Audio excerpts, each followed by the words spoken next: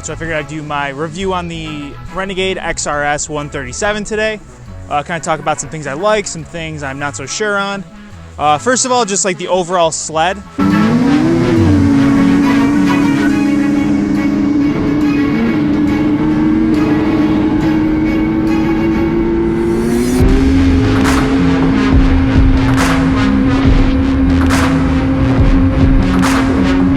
I was never too sure on the G4 ergonomics.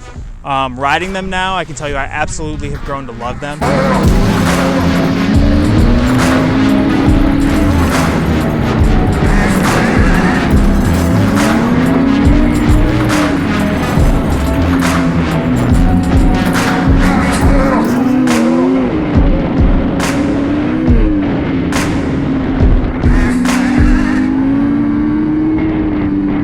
The lower seat in the front lets you move around when you're trying to move around the cab. The higher seat in the back allows you to kind of like bounce your butt off it and settle the rear end when you're going through moguls.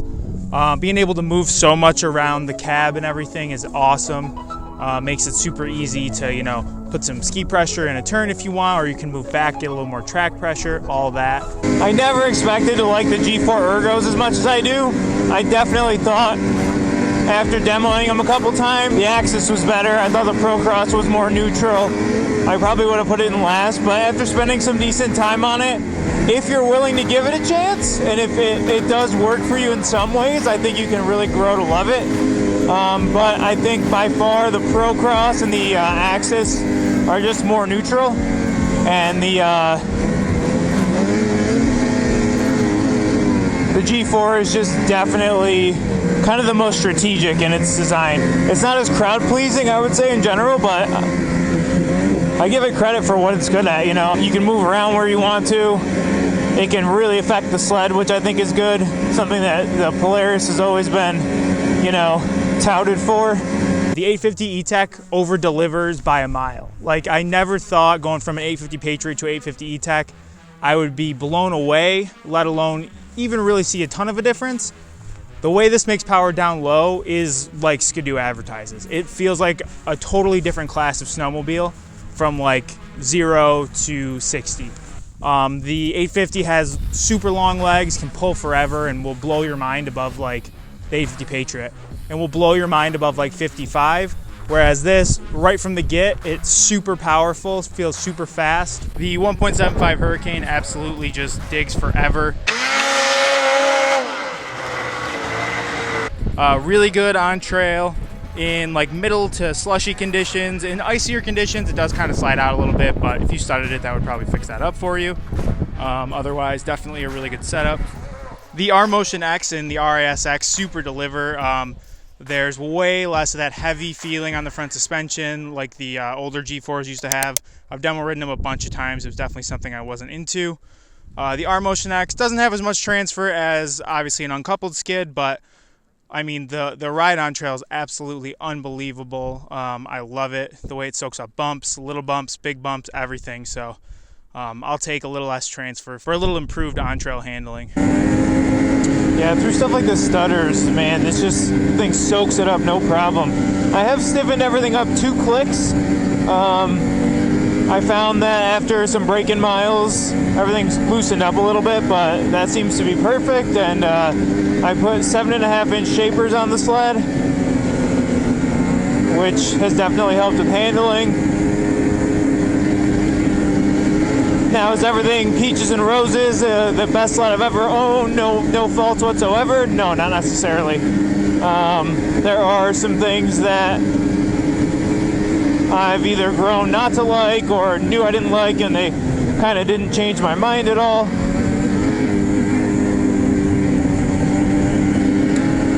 First things first, just kind of some fit and finish type things. The coupler blocks are frozen almost all the time. I know somebody said that was going to happen when I bought it, and they sure enough were 100% right, so that's a bit of a bummer. Haven't been able to adjust them since I think the first ride. Now I can thaw them out and adjust them, but I thought the cool part about it was that I'd be able to change them, you know, trail to trail, like not day to day. So just a bit of a bummer on that. I'm not super stoked on the Pdrive. I'm trying to understand why people like it so much. You know, I've heard a lot of people rave about it. I guess I just don't get it. You know, I've ridden the Polaris, I've ridden the Arctic-Cat, and it just feels so jerky. It goes away at the mid-range, but man, in the bottom end, it's just constantly like, it hits. And you know, for aggressive riding, that's awesome. That's what you want. But for any sort of, you know, more relaxed riding, like just this chattery trail, if I accidentally whiskey the throttle just a little, the sled's like jumping forward. So you know, I don't fully understand that. I think for really aggressive trail riding, it's good. It just hits. You know, as soon as you get on the gas, the sled goes. But in a lot of other situations, I think it's just a little bit of overkill. But that's just me. I mean, I don't think it's a bad clutch necessarily. I just think, you know, Polaris does it a little bit better, and Arctic-Cat, you know, I think also kind of does it a little bit better. But another really cool thing about Skidoo that is hard to ignore is how accessorized you can get your sled. I'm not talking about like spring order features. I'm talking, you can add a gas caddy, you can add, you know, multiple different things if you want to charge stuff. You can add bags, you can add, I got the extreme air vents because I popped my air vents, you know what I mean? Like, there's just so much stuff you can add to your sled if you want to, and that's hard to overlook. You know, a lot of companies try to keep up with this and with that, and they just can't. You know, Skidoo is just on their game when it comes to that stuff, and that's why you see a lot of companies coming out with stuff that allows you to fit the link accessories on other brands, you know? So that's a hard thing to overlook. Everything you interface with on the sled just feels really good. I said this to a guy in the comment section, just the way the sled sounds when you start it. Like, it doesn't have that grinder starter noise. It just starts right up. Part of me liked that, you know, back in 2012, the XRS had a lot of the switch gears off the race sleds, you know, kind of interfaced into the way it functioned, like with the pipe preheat button being reverse and electric start. But the switch gear on these things just feels premium, and that just all adds to the experience. Even the way that the front compartment, the way you push the button and it opens, it just makes it feel like it's a machine that's worth the money you pay for it, you know? But on a lot of that fit and finish stuff, the sled is so rattly. I mean, at an idle, like, I don't know what is rattling. I've tried to put my hand on stuff to see if I can get it to stop, and it just doesn't. It just keeps rattling. So I don't know what causes that. It's very odd. I don't really find that the sled idles all that harshly, but I do find that the rattling at idle is pretty intense, and maybe that's a sign of how harshly it does idle, and I'm just kind of blind to it. But the Pilot X ski, I'm pretty neutral on it. I don't hate it, but I don't really think that, like, it wows me in any one way.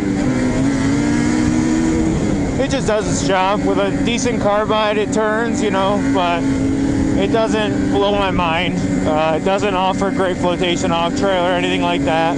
Not that it's supposed to, it's a trail ski, but yeah, it's just kind of a decent ski. I don't think it's light years different than the 5.7 that came before it. Another gripe I have with it is the way that the clasps for the side panels work. They're just not very good. I have a lot of trouble getting the bottom one on and off.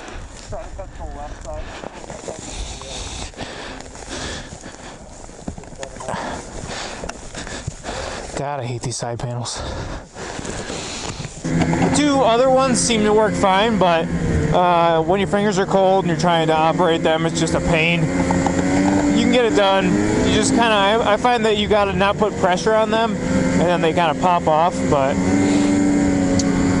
when you're working on the sled, having to take so much of it apart to get to anything under the hood, definitely not a plus in my book. Polaris, it's you know, you can't deny it's two clips once you get the side panels off, and a plug, and then your hood's off. With this, you have to take off the glove box, take the gauge off. There's 4 more Torx heads. You have to remove a bolt to get the air box off. You know, it's just not a very user-friendly design. And then when you use something like a Polaris and you see how it could be, you're kind of like, huh, is this on purpose or is it really necessary? It's not the end of the world. You can get the panels off, you can get the hood off, all that. It just takes way longer than I think it should, in my opinion.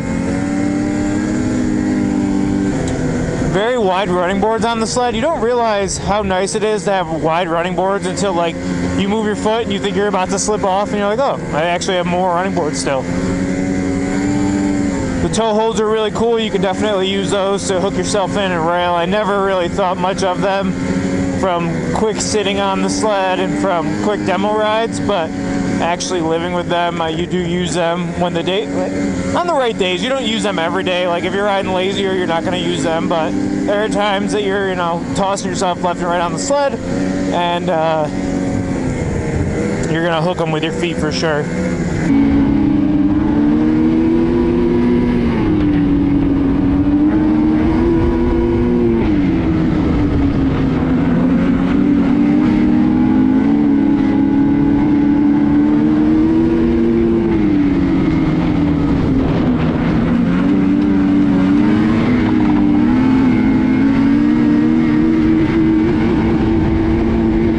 Definitely got to ride the G4 more active like an Axis. You can ride the Procross super lazy. The G4 wants you to move around, you know, it wants you to lean into the corners. I will say when you ride it lazy, it can still really perform. Like it goes through the bumps like no other. It just soaks everything up, but when you're kind of coming into a turn, like you need to be here. You need to be leaning, getting the right ski pressure. Otherwise the sled just, it feels very numb. Now, that might be the R Motion X being in the lower position. You put it in the upper position, who knows, it very well might, you know, give it that little bit of extra ski pressure that you could kind of sit back, like, not that you guys can see this, but I'm sitting farther back, and it might make the sled, you know, have the ski pressure it needs to still make the tight turns, XYZ, so... I didn't have enough time on it last year to fully know that. In general, I like it where it is. I don't mind riding it actively. I just like, I always kind of think of my dad like as the other end of the spectrum. How would he feel about it? And I know he would not want to be moving as much as I am, and I think he wouldn't like it as a result of that.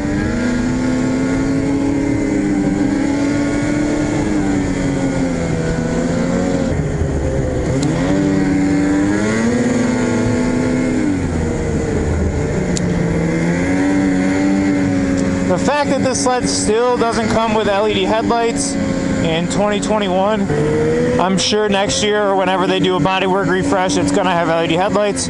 I threw a set in here. The only other sled I've bought in the last 5 years that has a headlight like that is the 2016 RR. And I mean, that was a 2016. This is a 2021. You know what I mean? So...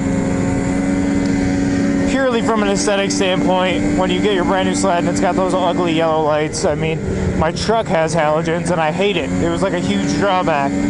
So I know people will argue they keep the headlight housings warm so snow doesn't build up. They don't blind oncoming riders. They work better in snow, this, that, the other. But I think from definitely an aesthetic standpoint, it dates the sled.